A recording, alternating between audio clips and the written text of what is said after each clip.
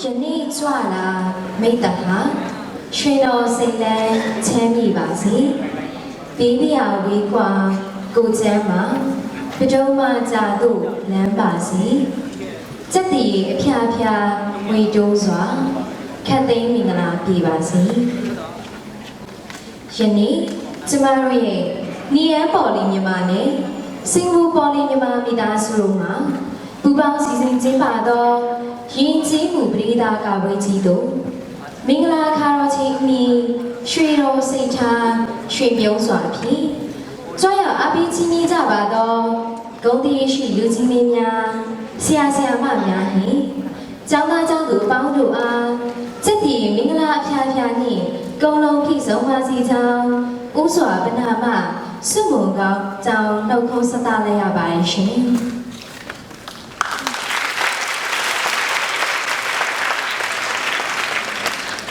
ယနေ့ဒီပွဲလေးမှာကျမမိဖူးတဲ့ကျမပန်းသွင်းနုနုကျွန်တော်ဒီသိန်းကျော်နဲ့ကျွန်တော်ရှင်မြတ်တောင်းမှာအခမ်းအနားမှုများဖြစ်တာဝန်ယူတင်ဆက်တော်မှာဖြစ်ပါတယ်ခင်ဗျာ Honorable guests, teachers, students, ladies and gentlemen, a very good afternoon to everyone and welcome to Ngee Polytechnic and Singapore Polytechnic Myanmar Culture Show 2K16. In our Myanmar traditional greeting, we would like to say Mingalaba to all of you. So please sit back, relax, and enjoy the rest of the afternoon with us. My name is Yemi Nyata, along with Bantoy Nunu, Mei Pute, and Pite Jo. We will be your MCs for this wonderful show. We're delighted to welcome every delegate to this event and extend our warmest regards to those who have traveled from the distance. We would like to express our heartfelt gratitude for your presence at this occasion. ကျမတို့ဒီယန်ပေါ်လီမြန်မာကျောင်းသားကျောင်းသူများအနေဖြင့်ယဉ်ကျေးမှုပရိဒါကပွဲများကိုကျင်းပခဲ့သည်မှာ17ကြိမ်တိုင်ပြီးမြောက်ခဲ့ပြီးဖြစ်ပါတယ်။အလားတူပင်စင်ကာပူပေါ်လီမြန်မာကျောင်းသားကျောင်းသူများအနေဖြင့်လည်းယဉ်ကျေးမှုပရိဒါကပွဲများကိုကျင်းပခဲ့သည်မှာ12ကြိမ်တိုင်ပြီးမြောက်ခဲ့ပြီးဖြစ်ပါတယ်။အဲ့လိုအဆက်ဆက်ကျင်းပခဲ့တဲ့ပွဲများနဲ့မတူယနေ့ပွဲလေးဟာဆိုရင်ဖြင့်တမှုထူးခြားတဲ့ပွဲလေးပဲဖြစ်ပါတယ်ရှင်။ຫນွေချင်းရှက်၍ပင်ချင်းဆက်တော်ဆိုသည့်အတိုင်းနီယန်ပေါ်လီမြန်မာနဲ့စင်ကာပူပေါ်လီမြန်မာတို့ပထမဦးဆုံးအကြိမ်ဖြစ်အတူတကွဂုဏ်ယူဝင်ကြွားစွာပူးပေါင်းစီစဉ်တင်ဆက်တဲ့ပွဲလေးပဲဖြစ်ပါတယ်ရှင်။ Going back in times, our cultural show has been running for more than a decade annually, with today being the 12th year for Ngee Polytechnic and 13th year for our very own Singapore Polytechnic. Be that as it may, ladies and gentlemen, we are here together making history as today's show is the first ever collaboration show between the two institutes, SP and NP Myanmar students. Therefore, you may expect to experience a prodigious evening. ကဲကောင်းပြီညီမတို့ရေအခုဒီခန်းသားအကြောင်းကိုရွှေပွဲလာတဲ့ပြည်သူတွေကိုမိတ်ဆက်ပေးတော့ပြေးပြီဆိုတော့မကြခင်မှာအဖွင့်အစီအစဉ်ကြားဖို့အချိန်တန်ပြီနော်ဟုတ်ကဲ့ပါအဖွင့်အစီအစဉ်လေးကိုမိတ်ဆက်ပေးရမယ်ဆိုရင်ဖြင့်ကျမတို့တသမလမ်းလုံးကသင်ကြားခဲ့ရတဲ့စာဆိုဦးတို့ရဲ့ဖုံးနှင်ကန်နဲ့ရွှေသင်းဆိုတဲ့ရကန်လေးကိုအခြေခံပြီးတော့တင်ဆက်ထားတာဆိုရင်ဖြင့်မမားနိုင်ပါဘူးရှင်ဟုတ်ပါတယ်ရှင်ဟိုးရှိခေအခါတုန်းကဘယင်တစ်ပါးဟာနန်းတော်ပြင်ပယာယီမှာတောကြီးရဲ့ကိုမိမိရဲ့ကောင်ကြီးနဲ့အတူဥယျာဉ်လည်းထွက်လာပါတယ်ဒီလိုမျိုးဥယျာဉ်လည်းထွက်လာတဲ့အချိန်မှာဘယ်လိုဖေပုံထူးခြားစံပြလာတဲ့အရာတွေနဲ့ကြုံတွေ့ရမလဲဆိုတာကိုတော့နန်းမြင့်တော်ဝင်ပန်းမြတ်ရွှေသစင်းလို့အမည်ပေးထားတဲ့အစီအစဉ်လေးမှာဆက်လက်ဆောင်မြော်ကြည့်ရှုလိုက်ရအောင်လားရှင်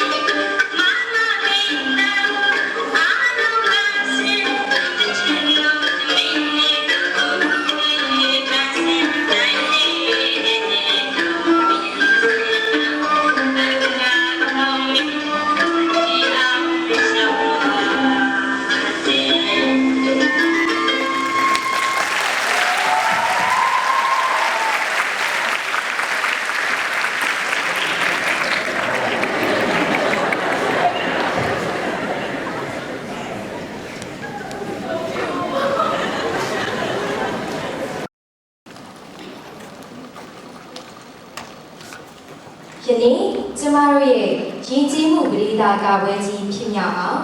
အထူးကကူညီပံ့ပိုးပေးထားတာကတော့မြန်မာ National Airlines MNE နဲ့ Global Business and Management Group Private Limited တို့မှပဲဖြစ်ပါတယ်ရှင်။ကိုစပွန်ဆာများကတော့ဖူးပွင့်ဝေး General Trading ညာနယ်တွင် The Sea Success Magazine Singapore စင်မြန်မာ Travel Private Limited နဲ့မော်လမြိုင်ရောင်းဝယ်ရေးတို့မှပဲဖြစ်ပါတယ်ရှင်။ ယနေ့ကျမတို့ရဲ့ဒီယဉ်ကျေးမှုပရိသတ်ကပွဲကြီးမှာပါဝင်ကပြဖျော်ဖြေကြသော performer များနဲ့ကျမတို့အစီအစဉ်တင်ဆက်သူများကိုမိတ်ကပ်ချေတာပေးတာကတော့ကိုကျော်မျိုးဦးစီးတဲ့ Royal Style and Fashion မှမိတ်ကပ်ပညာရှင်များပဲဖြစ်ပါတယ်ရှင်။ဒီနေ့ကျွေးမွေးအခမ်းနဲ့အစားအသောက်များကိုတော့ရနတ်တစ်မြန်မာတရုတ်စားသောက်ဆိုင်မိသားစုမှပံ့ပိုးကူညီပေးထားတာပဲဖြစ်ပါတယ်ရှင်။ကျမတို့ရဲ့ယနေ့ဒီပွဲလေးကိုအဖက်ဖက်မှကူညီပံ့ပိုးပေးပါတော့စီးပွားရေးလုပ်ငန်းရှင်များကိုအထူးပင်ကျေးဇူးတင်ရှိပါကြောင်းဤစင်းမြင့်ထက်မှခါရဝပြုပြောကြားပါရစေရှင်။ကဲပရိသတ်ကြီးတို့ရှုစားခဲ့ရတယ်လို့ပဲညာဟီမာတော်ကြီးတွေကသူ့တလူငါတမင်းရောင်ပေးစုံနေပြီးအလှမမာနာခေါင်ခိုက်နေတဲ့များပြလာတဲ့ပန်းတွေထဲမှာမှ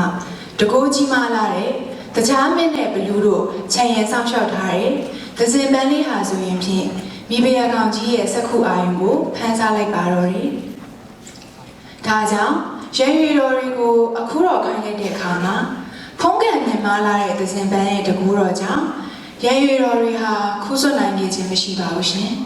။ဖုံးရှင်ကန်ရှင်ရီမေသခင်ဖြစ်တဲ့ရှင်ဘရင်ကိုတော်တိုင်ခူးဆွမှသာလျှင်ရရှိနိုင်ခဲ့ကြောင်းယခုတင်ဆက်ကပြသွားတယ်။နန်းမြင့်တော်ဝင်ပန်းမြတ်ရွှေခြင်းဆိုတဲ့အစီအစဉ်လေးမှာယူလာအပ်ပေးခဲ့ရတာပဲဖြစ်ပါတယ်ရှင်။ ဟုတ်ပါတယ်ရှင်။သစီပန်းရဲ့တကိုးကြီးမားပုံကိုမြဝါချီချီတွေးခဲ့ရတယ်လို့ပဲမြန်မာအမျိုးသမီးတို့ရဲ့ဂုံအင်အင်ဂျရီလက္ခဏာတွေဟာလည်းသစီပန်းနဲ့တူနိုင်ထိုက်ပါတယ်။မိန်းမတို့အင်ဂျရီရွှေပေးလို့မရဆိုတဲ့မြန်မာအမျိုးသမီးတွေကိုညှိုးဆိုထားတဲ့စကားပုံလေးအတိုင်းမိမိအင်ဂျရီကိုစောင့်ထိန်ကြရင်ဖြင့်သစီပန်းလိုအဖိုးတန်မြန်မာအမျိုးသမီးကောင်းလေးတွေပေါ်ထွက်လာမှာကတော့မြေကြီးလက်ခံမလွယ်ပဲဖြစ်ပါရဲ့ရှင်။ အခုဆိုရင်တော့ပထမအဦးဆုံးနန်းမြင့်တော်ဝင်ပန်းမြတ်ရွှေသဇင်းဆိုတဲ့အစီအစဉ်လေးကိုတင်ဆက်ကပြပေးတာဖြစ်တဲ့အတွက်ဒုတိယအစီအစဉ်လေးကိုမိတ်ဆက်ဖို့ချင်းကြားလို့လာပြန်ပါပြီဒုတိယအစီအစဉ်လေးကတော့မြမရိုးရာဝက်စားစင်ရင်မှုကိုညှို့ဆိုကားပြထားတဲ့တေးသရုပ်ဖော်ဇလန်းလေးပဲဖြစ်ပါတယ်ရှင်မြမဝက်စားစင်ရင်မှုလို့ပြောလိုက်ရရင်ဖြင့်မပါမပြီးမပြောမဖြစ်ချမ်းမထားတဲ့အရာလေးတစ်ခုရှိပါတယ်ရှင်အဲ့ဒါကတော့ပွဲလေလေးတင်ပြီးစက်တည်ရှိလာတဲ့လူများနှစ်ချိုက်ကြတဲ့ချိတ်အစင်လေးတွေအကြောင်းပဲဖြစ်ပါတယ်ရှင်ချိတ်စင်လို့ပြောလိုက်ရင်ပြိတ္တကြီးတော်တော်များများရဲ့အမြင်မှာထင်သာမြင်သာရှိလာပါတယ်။ဒါပေမဲ့မြမရည်ကြီးမှုနဲ့အလန်းဝေးနေတဲ့ပြိတ္တကြီးတချို့အတွက်တော့အနည်းငယ်ရှင်းပြပြစီရှင်။ချိတ်ဆိုတာကတော့အောက်ခံပိတ်စပြောင်းပေါ်မှာကန့်လက်ဖြတ်ရေလိုင်းတဲ့လိုင်းလေးတွေရက်လုံထားတဲ့အစင်မှာဒီချိတ်စင်တွေကိုလက်ရက်ကန်းနဲ့လည်းရက်လျက်ထရှိကြပါတယ်။အယောင်အသွေးကလည်းစုံလင်းသလိုလက်ရဟာလည်းတည်သက်လာပါတဲ့အတွက်မြမလက်မှုအမှုပညာအဆင့်တန်းမြမပုံကိုလည်းတည်တာထင်ရှားစေပါတယ်။ဟုတ်ကဲ့ပါအခုတင်ဆက်ကားပြမယ်စမ်းသွင်အချိန်နဲ့ထမ်းပင်အရေးလို့အမည်ပေးထားတဲ့အစီအစဉ်လေးမှာတော့ကျမတို့ခုနကရှင်းပြထားတဲ့ချိတ်အစဉ်လေးတွေကိုတောရွာကလုံမပြူလေးတွေကဘလို့ကြိုးကြိုးစားစားရက်လောက်ကြတယ်လဲဆိုတာကိုတွေ့မြင်ရမှာပဲဖြစ်ပါတယ်။ဒါအပြင်ချစ်စပွဲဒလိရိုးရာတွေကိုမိပေါင်းထိုးထားသလိုကွက်ကွက်ကွင်းကွင်းမြင်ရမှာဖြစ်တဲ့အတွက်ကြောင့်ပြည်သက်ကြီးအားလုံးလည်းဆက်လက်ဆောင်ပြီးကြည့်ရှုလိုက်ကြပါအောင်ရှင်။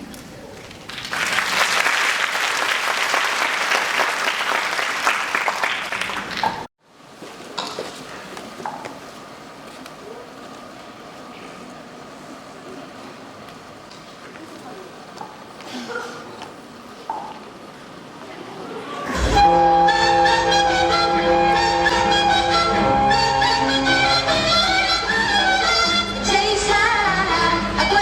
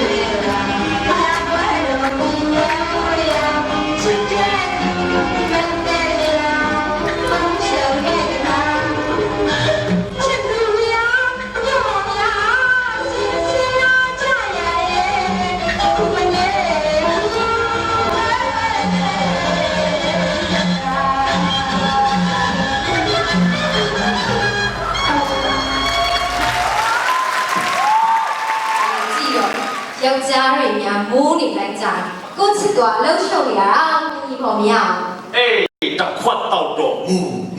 နှစ်ခွက်တောက်တော့ယူအေး အမလီကိုရင်းနဲ့တော့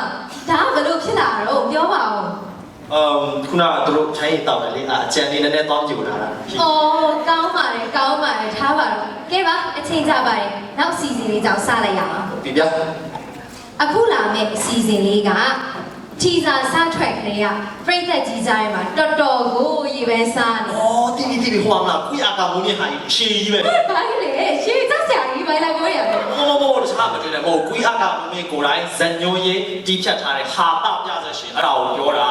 အော်သိပါဘူးကဲပါထားလိုက်ပါကဲအခုနောက်စီစဉ်လေးကြောင်းအခုပဲဖွင့်ပြလိုက်ရအောင် ကဲပြိတ္တကြီးရဲ့ရှူပေါက်ရှင်ပေါက်ထားတော့ကြာရီယာလုံးထွက်ကြပြီကျွန်တော်လည်းတောင်းလို့ပြင်နိုင်ဘူးကျွန်တော်လည်းတော့ပေါက်အောင်ပဲ ပြိတ္တရှောက်ဖို့ဒီကတာတသိရဲ့ခြေရမယ်ဟာတာပြဆက်ရှိဖို့ MPSD CS 2K 16ကလောက်ချလိုက်ပြန်ပြီဗျာပြဆက်ရှိဒီမှာမေဒီရဲမေဒီကြီးကြီး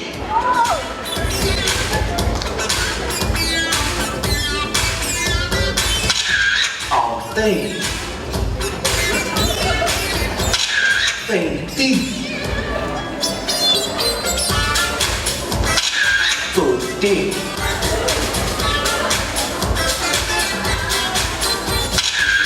မူ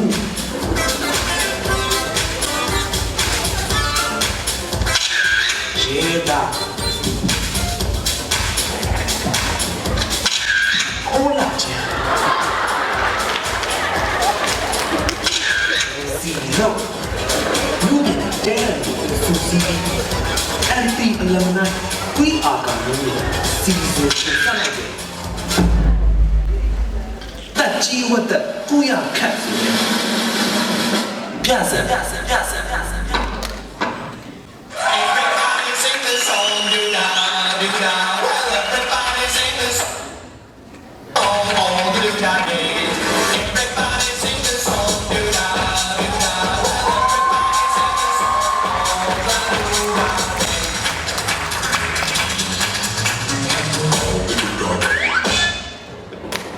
day. ခတ်တယ်ကျေဟောမမနီးကအင်မတန်ခတ်တယ်ဗျာဟောမိတ်ဆက်ပေးရအောင်မယ်ကျွန်တော်နာမည်ရက်ွက်သူကြီးမောင်စိန်ကြီးဗျာစိန်ကြီးတော့ရက်ွက်ဒီမှာအင်မတန်ရေးပါတာရေးဆိုလဲစိန်ကြီးနာရေးဆိုလဲစိန်ကြီးပဲဗျာအင်းကြီးတော့ VIP ဆိုပြီးထိုးထားရတာအဲ့ဒါကိုရေးပါလားအော်ဒီနေ့ကတနင်္ဂနွေနေ့အော်မဟုတ်ဘူးစနေနေ့စိန်ကြီးလည်းမှတ်တယ်ဒါပေမဲ့နားရရလေနားလိုက်အောင်ပဲ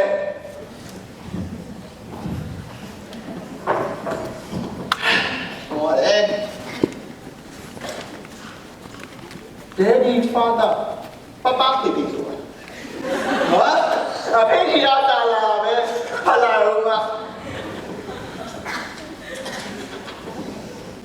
ညာဇွဲ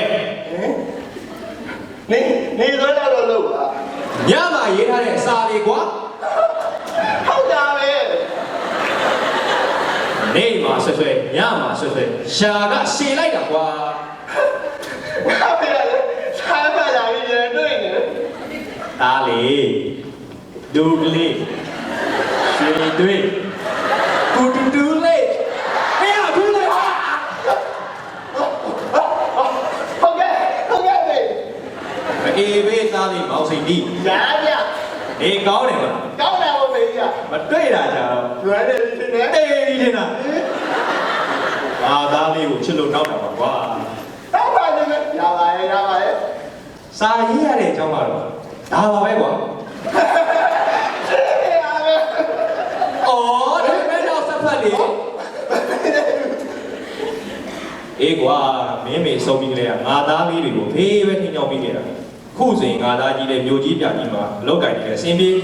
အိမ်တောင်တွေလည်းကြကလေးတွေနဲ့ကဲမင်းညီလေးဆိုလေးဆိုလေအရွယ်ရောက်ပြီသားရဲ့အဖေလို့ဆရာခုပဲကြံတော့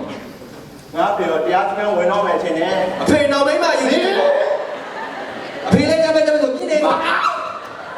မဟုတ်အဖေကညာမတရားကိုဘာလို့ထင်လို့ စကားပြောဖို့မရှိဘူးပြောတာပါကွာ လက်ထားလို့မရှိဘူးပြောတာ အဲ့ဒါဖေကိုနောက်မိမရှာပြီးပါလားသားရ တာအဖေနောက်မင်းမရှာပေးရမယ် ငါသားလူရည်လည်းပြီးတိုင်းပိုင်းများတယ်ဖေကူညီတောင်းကြည့်တာကွာ ရပါရဲ့အဲ့တော့ပြောလို့ ရုပ်ရည်ချောမောစရာမလိုပါဘူး ဩဒါဆိုရင်ရွှေကျန်းရည်တို့အောက်တက်ကြီးရဲ့မိမမျိုးဆိုရပြီချင်းနဲ့ ဆွေကြီးမျိုးကြီးဒုလုံးလေးလေးတာနီနီကြီးတို့လိုမျိုးဆိုလည်းဖေချင်တာပါလေတာရဲ့ နာဘူးအဲ့ဒါလည်းလာပြီဟောဘောဝါဘူးရဲ့ ။ဘာပြောလဲငါကြားနေလား ကန်ကြီးထိုင်တော်တော်မြန်တာဘာမှမလုပ်ရလေ ။အေးပါဒါရဲ့အကြောင်းထူးရင်အဖေကိုပြောပါကွာ။ဒါပါပဲမင်းရဲ့ချစ်တဲ့ဖေဖေ ပြီးပြီ ။အောင်နေ ဟောစာပြီးတော့အောင်တဲ့ရဆက် နေဦးပဲကြီး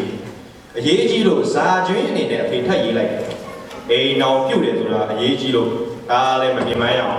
မင်းညီလေးကိုဒီနေ့ပြည်ပြုတ်ကကိန်းကနေတင်ပေးလိုက် ဟောဟုတ်ပြီ ။မင်းညီလေးဆိုတာတခြားမဟုတ်ဘူးနော်။မင်းညီလေးဆိုတာငါသားငယ်ကိုပြောတာ ဒီပါဟဲ့ ။ငါသားငယ်ဆိုတာလည်းတခြားမဟုတ်ဘူး။မင်းမေနဲ့ငါနဲ့ညာပြီးမွေးလာတဲ့သား ဟာဒီပါရဲ့ဟို အေးကွာမင်းကြီးလေးဆိုလေးကိုဖေလွတ်လိုက်ပါကွာကဲအဖေတော့နောက်မှပဲလိုက်ခဲ့တော့ကဲဒါပါပဲ တကယ်ပြီးပြီးပြီ ဒါနဲ့စာရေးလိုက်နေသေးတယ် ဒီတော့တော့ဆုံးတဲ့တာကွာ တဘောလေးလာတယ်အေးရတယ်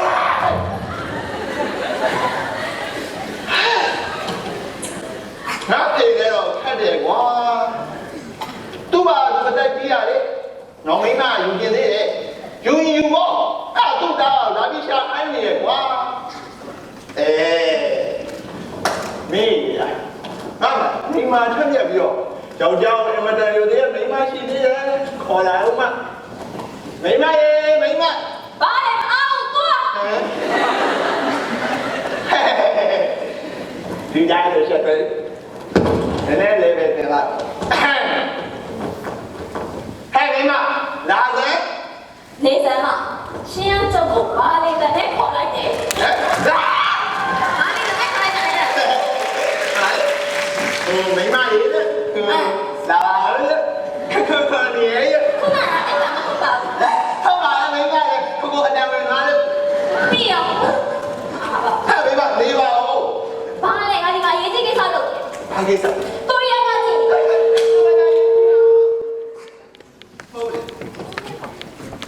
ကိုရလာကြည့်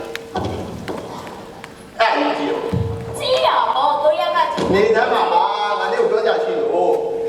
ဒီနေ့ပဲငါပြင်ရှိရမယ် အော်ဒါများတော့စိတ်ကြီးရဲ့စကားတော့ပြီးပြောနေ သိသားရည်လေ တီယူ ဟဲ့မိမရတော့ပါလေငါပြောကြရှိလို့ ရှင်းပြောမှသိပါ ဒီနေ့အသိကြီးကစားလာတယ် ဘယ်ဖြစ်တော့ ဟုတ်ပြီအဖေဆိုတာကွာဟာငါဖေဆိုတာငါနေရဲ့ယောက်ျားပြတ်တော့မင်းယောက်ျားကွာငါလေဒီသားရဟိုင်ကကြောင်းနေကြပြီ အေးအောင်စိတ်တိငါလုံးနေမင်းမစက်တဲ့ရောက်နေပြီနော် ကိုစိတ်ကြီး ဟေး ရှင်းဆိုင်ကြည့်ပြီးဘာဖြစ်နေရတော့ယူများယူသွားပြီလားမသိပါဘူးရှင်ကြီးကကျမရှင်းနေမပေါအောင်တော့ကျမနိုင်ရတိုင်းပါ ဟာမိမလည်းငါမယူသေးပါဘူးနေလေတော့ဒီတော့ကငါဒီမကြီး အဲ့ဒါသိပါလေ ဆရာဝဲတော့သိမကြောက်ပြောမိမ အမလေးကိုစိတ်ကြီးရဲ့ မပြောပါနဲ့မိမရ ကျမဝမ်းသာလို့ ဘာဒီမိမလေးတော့ ကိုစိတ်ကြီးကိုရှင်းတော့လို့ဆက်တော့ရှင်းတော့ရကြတော့ရဲ့ ဟဲ့လူတွေဘာလို့ညာမိမကိုအလောက်မနေစက်နဲ့လေကွာဟာကြောက်မျိုးသမီးကြီးရတယ်တိုင်ပါနော် တယ်ဒီလေဘာမှမလုပ်မိပါဘူးဒီပါအဲ့တော့အတန်ချင်းနေဟောပါဟိုတောင်းမှန်ပါလေ အမလေးရတော့ရဲ့အခုတော့ကိုစိတ်ကြီးကကျမကိုစိတ်ထောက်နေတယ် ဟောမိမတောင်းမှန်တာလေ ရှင်းတော့ဟုတ်ပါ ဟဲ့လူဘလို့ပြန်ဖြစ်တာတော့ပြောပြီးပြီလေပဝန်းကျင်နဲ့နည်းနည်းပါးအားနာအောင်ကျုပ်ရဲစကန်နဲ့တိုင်ပါတော့မပြောမရှိနဲ့ စိတ်ကြီးလက်ထားနေတာမလို့ရပါဘူးဗျာအယိုဟောတော့မိမအဲ့လိုအတန်ချင်းနေမိမလည်းလည်းပါလေလို့ တော်ရ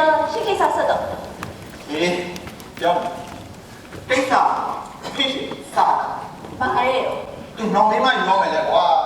အော်ကောင်းပါရဲ့စိတ်ပြည့်ပြည့်ရတာပေါ့ယူပါစေ ဒါနဲ့တိတ်ဆောက်အဲ့ဒါမဟုတ်ဘူးကွာငါသူ့ကမင်းကရှောင်ပေးရမှာ ရှင်ကသူ့ကမိန်းမရှာပြီးမှာ အေး ရှင်ကမှကျမယူသားစကားပြောလို့ရမိန်းမရရလာလေ မင်းကမင်း ယူသားစကားပြောတယ် ဟုတ်လေလူသားအဲ့လိုပြောနေလေအဲ့ဒါပဲကြောက်ခွဲပါနဲ့မင်းမလေ အော်ဟဲ့ဖြစ်ဖြစ်ရှင်ဖေကိုမိန်းမရှာပေးရမယ်ဆိုတော့အဲ့ကိစ္စလွယ်တာမဟုတ်ဘူးဒီခေတ်ကြီးမှာမိန်းမရှာတဲ့ကိစ္စဆိုတော့လုံးဝမလွယ်တဲ့ကိစ္စကိုထိုင်နေရနေတယ်နဲ့အုံမြင့်တဲ့ကြိုက်စင်ကြီးပြောခဲ့အောင်လေကိုထိုင်ကြီးရပြီပဲတော့လေရှင်ဖေကတယ်ပြီးပြုစုပေးရမှာဟုတ်ပြီဖြစ်နေတော့မှာဟွန်း အေးနော် ပတ်တူရဲ့လူရှင်ဖေမိကစဉ်းစားမယ်စစ်တဲ့လူမျိုးဆိုလို့ရှိရင်တော့တော်သေးရပါရှင် မင်းတို့ကမယ်ဘယ်လိုလဲရှောင်ပေးတယ်ဟုတ်အဲ့ဒါငါလူရှားပါလေကွာငါလုံးဝမအားလား ဒါငါတို့စိတ်ကြီးရဲ့ရှင်ဖေကို Facebook ကပေးလိုက်လူကြီးက Facebook မှာစိတ် Facebook မှာကြိုက်ဒီကနေ့ညာလာရှင်ရဲ့တတ် ဟုတ်တယ်အဲ့ဒါကွာအေး Facebook မှာမသုံးတတ်တာ အဲ့ဒါလည်းဟုတ်တာပဲ အော်ခုမှတည်းရတယ်ဟိုတရားဆိုအုတ်သားမြတ်ပေါ့လေငါညီဟုတ်တယ်ဒီကောင်ကြီးနေတရားဆွဲလာတာအဲ့ကောင်ဒုက္ခရောရအောင်မချင်နဲ့ ဖြစ်ပါမလားရှင် ဖြစ်ပါရဲ့ဒီကောင်မင်းအသက်တာကြီးနေတာတော့ပြီးတော့ပိုင်းတော့ အေးပါဘာပဲဖြစ်ဖြစ်ရှင်နေရလာမယ်ဆိုတော့ရှင်တို့ညမကြည့်ရရင်ကြာပြီအဲ့ဒီတော့ကောင်းကောင်းလေးဆက်စားကြပါပေါ့ ဘာချက်မှာ ကျက်သားဝက်သားစိတ်သားနေသား အမေလားဟုတ်တယ်စိတ်ကြီးအမေလားဟုတ် အမေသားတို့ရှင်မစားချင်လား တာယူနာပေါ့ ကျမလည်းစားချင်တယ်လို့ ဟုတ်ပါကြဘာဘူးလဲဒီဟာချက်ယူရမှာလေ ဒါမဲ့တော့ရဲ့ဈေးရကြီးတယ် ဈေးကြီးတယ်ဈေးကြီးတယ်โอเคဟဲ့ဒါပြောနေ ကြောက် မွေးရေးကြီးချက်မလို့ကိုယ် အများကြီးပဲကျမစား မဟုတ်ဘူးဟောအသက်တို့ဒီတော့ခံရခါရပတ်သက်သွားတယ် မင်းငယ်တက်တာတော့လုပ်ပါ ဟာခါဆွဲတယ် ကိုစိတ်တိကတက်လိုက်တယ်ရှင် ဟုတ်တယ်ရှင်ရင်တန်တယ်လို့ဟောပါတုံးတယ်လို့ပြောပြ ပြီးတော့ရှင်တော့ပေါ့ပေါ့လောက်ပဲကြည့်ရော ဟေးဘာချောင်း ဝတ်ချာစားတာတုတ်စားစားချက်စားစားရ ဝါချာ ဟုတ်တယ်ဝတ်ချာ ဝါပါတာကတော့တဲ့ဟာယူလေ ဘာဖြစ်တော့လဲ ယူစရာယူမှာလားမကြောက် အမလေးဖြစ်နေတော့ပြီးတော့အားဆိုလို့ရှိရင်အော်ရှင်သိတဲ့ကျမဖီယာနေဟယ်လိုဘလူနဲ့ထွက်လာတဲ့စက်နဲ့ပဲစားကျမဈေးသွားမယ်ဒါပဲ ကြောက်အဲ့ဒါဘာဖြစ်လဲခင်းရဆိုစားပေါင်းတယ်အဲ့လူတိုင်းကပူပေါင်းလာပြီ Yo, ain't you, ain't you? ဟဲ့အဲ့ဒီကွာ Yo, ain't you, ain't you? ဘာလို့ အိမ်ထဲမှာခိုင်းတဲ့ခွေးရှိကိုစိန်ကြီးကိုကြိုးချင်ပြီးလွတ်လိုက်စမ်းပါကွာ ဟုတ်တယ်ဟာဘာလို့လဲအဲ့ဒါကစိုက်တရားတရားဖွင့်ကြည့် ဒီမှာအိမ်ရှိမှလူသားနေငါလာဖို့ပြော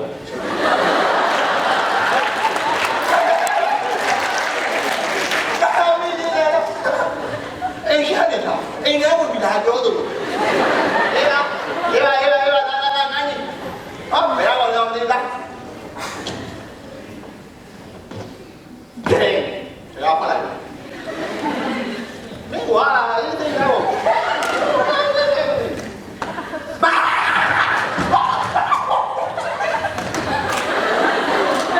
ဘာဖြစ်လဲ ဟာလေလက်ကြလေးတွေကိုကြိုးချင် လက်ကြလေးကိုကြည့်လို့ဟာဘာကြီးကတော့ဒီလိုမသိဘူးကွာကိုစိန်ကြီးနဲ့တွေ့ကြည့်ကိုစိန်ကြီးကိုခေါ်ပြီးတော့ ဟောတဲ့ကြီးလေဟေးတဲ့ကြီးကအားပဲ ငါပဲနဲ့တွေ့ကျင်တာမဟုတ်ဘူးစိန်ကြီးနဲ့တွေ့ကျင်တာစိန်ကြီးကိုခေါ်ပြီးတော့ကွာအချင်းကြရင်တော့ တဲ့ကြီးဘယ်ခေါ်နေလဲဟဲ့ကောင်တဲ့ကြီးကမင်းနဲ့နေတာလေ ဟာစိန်ကြီးလားစိန်ကြီးကိုကြီးကျွန်တော်လေးကိုကြီးဆိုတင်း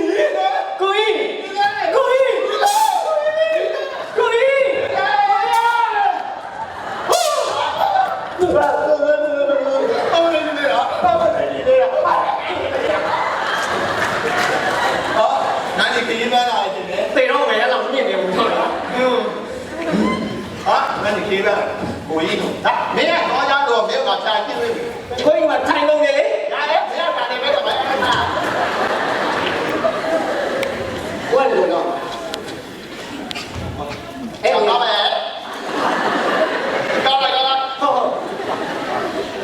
ဒီမှာချ အေးမနဲ့အဲ့ဒါတော့ကိုရလို့ပဲတီတီမျိုးသက်တယ်ကိုမရဘယ်လာတိုင်းတူတူပဲ မရဘူးညာကြိုက် အေးပါ